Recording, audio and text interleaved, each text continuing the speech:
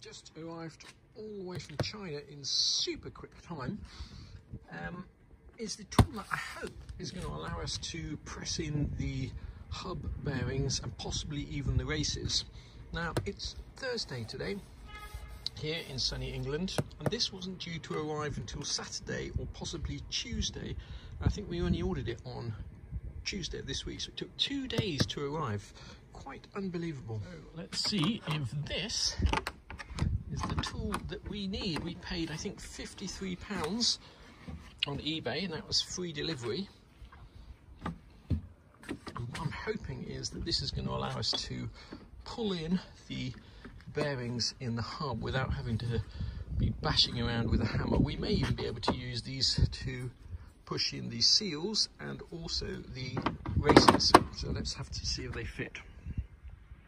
Okay, we finished painting these hubs. These were a bit pitted and rusted, so we just went over them with some rust encapsulator and then a coat of Eastwood chassis black. Now you've got to be very careful when you paint this part of the car here, because these dust covers are a very, very tight fit over there, and if you put 2 coats of paint on or 3 coats of paint, you will find that you can't get the dust covers on without scraping all the paint off.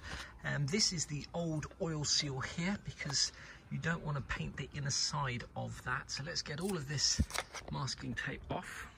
I know I've mentioned this before, but if you do get your control arms powder coated, do not get this part powder coated, or the flat face here, or the front here. This is just the old oil seal, which we can just tap off. There we go. That's the new oil seal. Is a very snug fit on there, so you do not want to get any paint or anything else on there.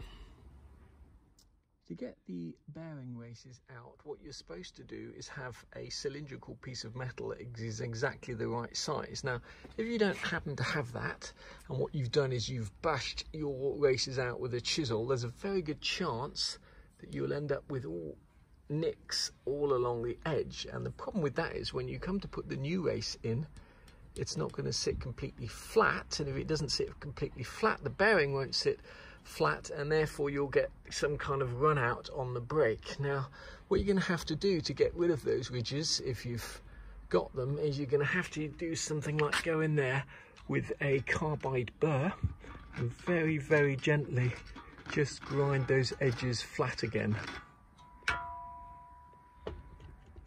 Okay, now that we've undercoated, painted this here, the next job before we put the dust covers on is to tap the races in. It's much, much easier to do that before you've got the dust covers on.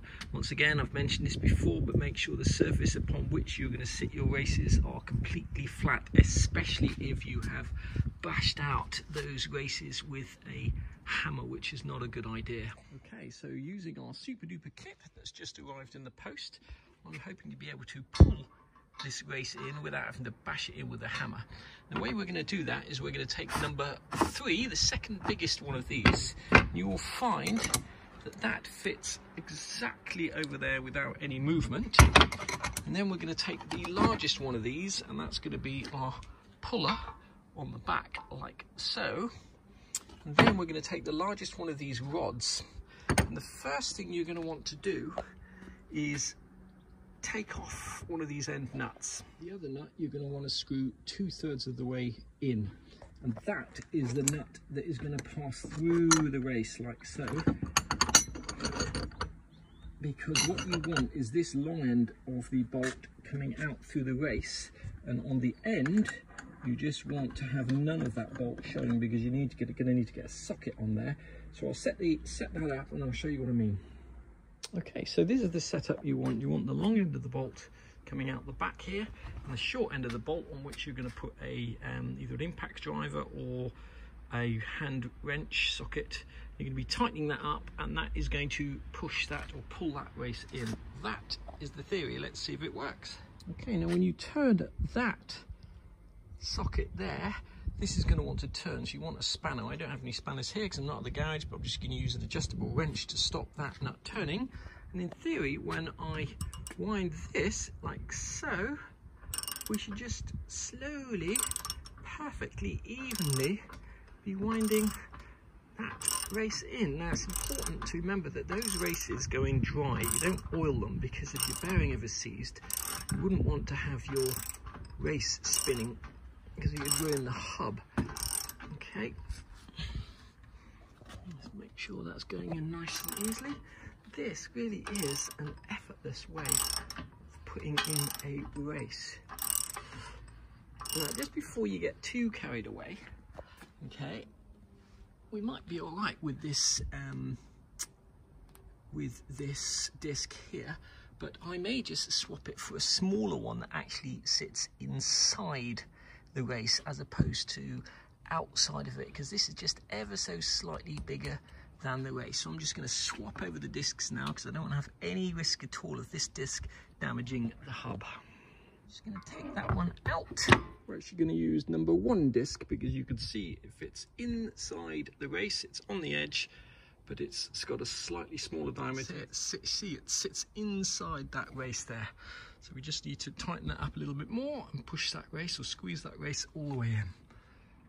This really is super duper easy way to install races. No bashing around with a hammer, nothing like that. And this kit, I have to say, I'm mighty impressed with it, because all of these bits here on the roller bearings, okay, and when you can't tighten it anymore, that's basically sitting flush. Race in. I've checked everything, it's perfectly flush all the way around. That's actually the easy race to get in. To do the inner bearing here, none of these discs fit all the way in there, so we're going to have to employ a slightly different method. We're going to use the number 1 disc with the 68/58 to push the race in, and on this side we're going to use the number 4 disc and the 74/64.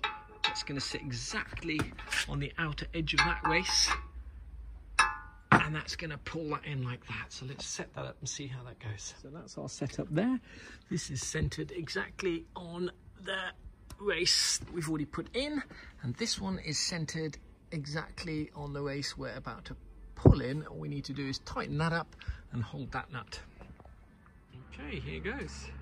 Let's just undo these and check our work. That's perfectly flush. I normally go in there with a piece of paper or razor blade or something just to make sure this is sitting flush all the way, which it is. I've never actually seen anybody use a tool like that to put the races in, but I have to say that is super easy. Takes a little bit of time just to set it up. Maybe I'm being overcautious just to make sure everything's lined up, but then once it is, literally there's no bashing, no scope for error really. So big thumbs up for getting the races in. Okay, the next thing to do is to put the dust cover on. Before you bolt it on, remember to add the little rubber grommet on the other side of it, so that you've got this kind of little cross facing you. Now it is a very tight fit, so if you've painted that, you might slightly struggle to get that on. So we're just going to do that off camera and very gently wiggle that on without taking all the paint off. Important when you put these little bolts on to remember, A, they've got a washer on them, and B, you need to put a dab of blue thread lock on them as well. Once you've got these 2 bolts snug, tight but not over tight, next thing is you're going to put on this fitting here, and those have got 2 hex bolts, no washers, but once again a dab of thread lock on each bolt. You start tightening all of these bolts such that you just test fit all the bolts, especially if you've been painting or done anything to this, just to make sure that they go in there smoothly, because sometimes these holes are not totally aligned, or you might end up getting a bit of paint in there. You don't have to go through the rigmarole of taking these out again once you've put Loctite on them, etc. Okay, once you've got all the bolts in, it's time to put the outer oil seal back on. Now, some people might use a smear of jointing gasket just around here. Depends how good a fit you've got there. You can do that, but whatever you do, make sure you do not get any jointing compound inside the bearings or the races. So if you're going to do that, put it on here so that when you put this on, it squeezes it backwards. Don't put it on the actual seal itself. one of those to push that seal on evenly, using number 4 to push and number 3 at the back there, and that seated that perfectly all the way around. The reason we actually bought that was not to get the races in, it was to get the bearings onto the hub and to pull the bearings in once we've greased them. So let's give that a go. Which we've cleaned up the surfaces here and here. We're going to use this piece here, 5646, to push in the bearing. This is the old bearing here, but that fits exactly inside there. So it's pushing on this part of the bearing, not the outer part. And it also fits over there, which is what we want.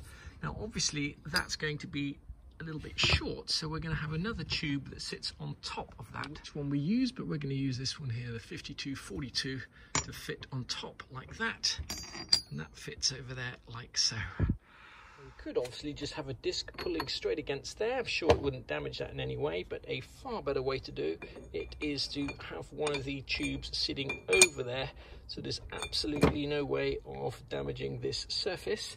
And the one we're going to use for that is the 7868. Just to summarize, we're going to have the number 2 disc. That's going to be on the back of the hub. We've got this already on there. And then we're going to have the number 1 pushing down. Already packed. We've cleaned the inside of it and the bottom of it. And we're just going to see if we can pull that bearing down.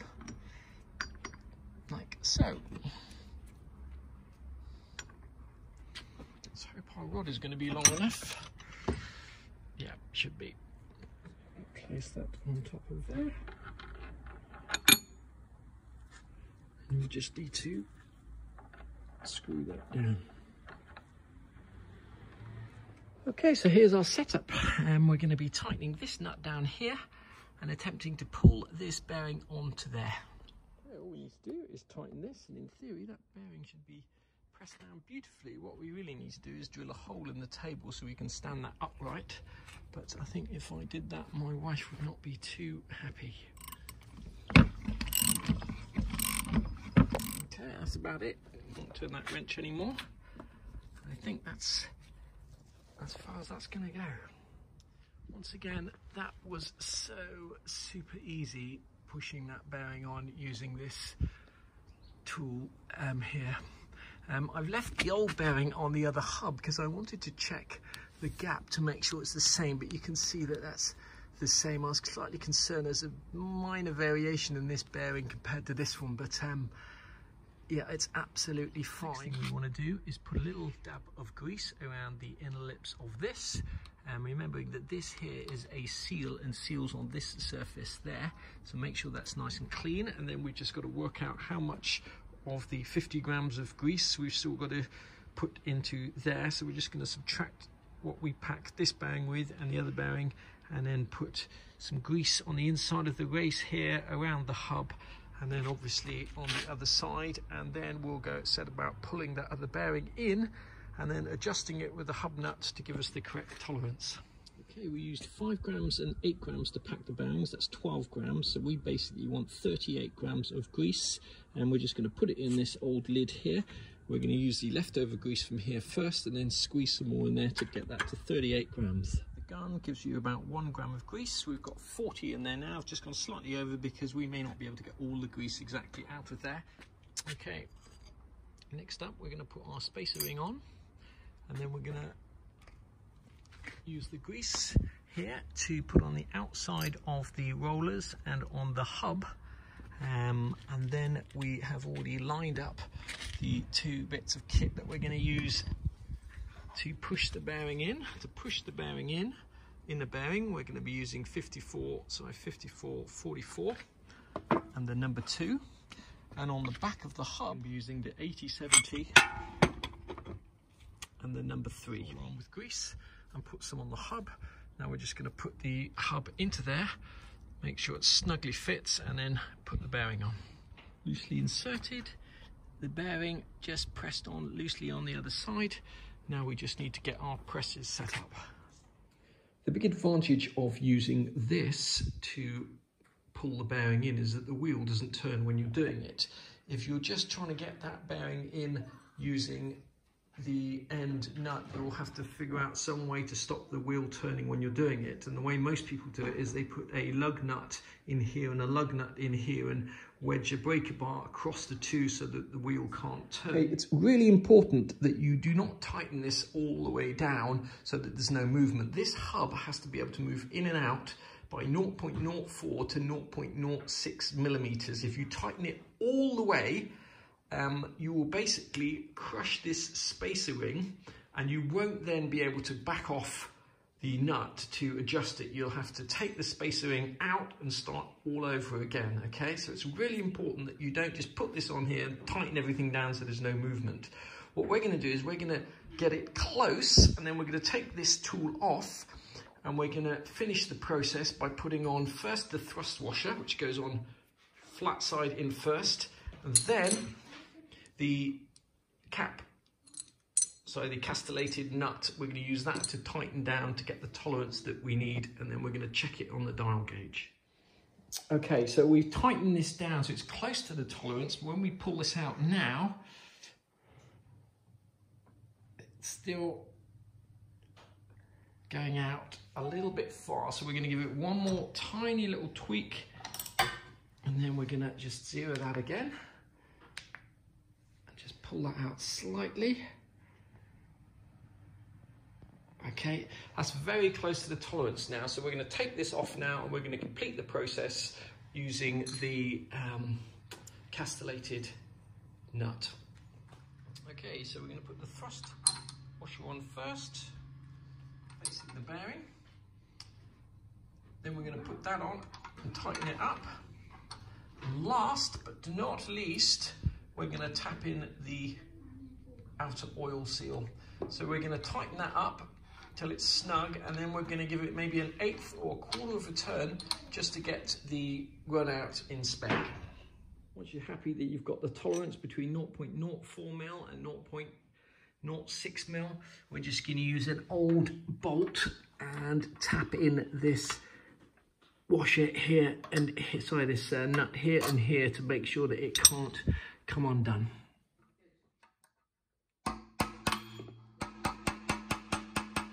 Okay, we're going to press this oil seal in now, and we're going to use a little bit of the Hylamar Blue non-setting jointing compound. We just put a little bead on the outside of that seal, and as we push that in, it'll force the jointing compound this way, so there's no danger of getting it inside the bearings.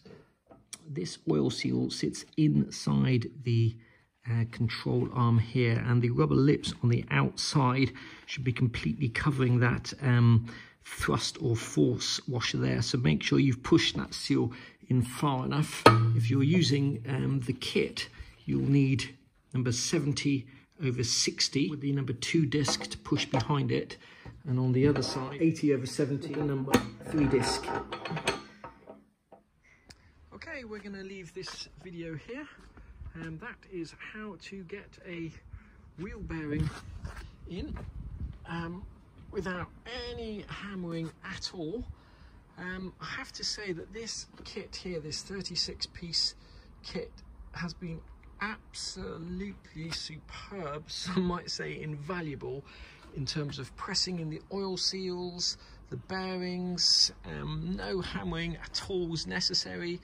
I'm going to put a link at the end of this video just to where we got that from, where we got the gauge, the magnetic holder from, and also just a list of all the bits that were used for the various stages, just in case you do attempt to use this job yourself, you'll know exactly which ones to use without spending half an hour working it out for yourself.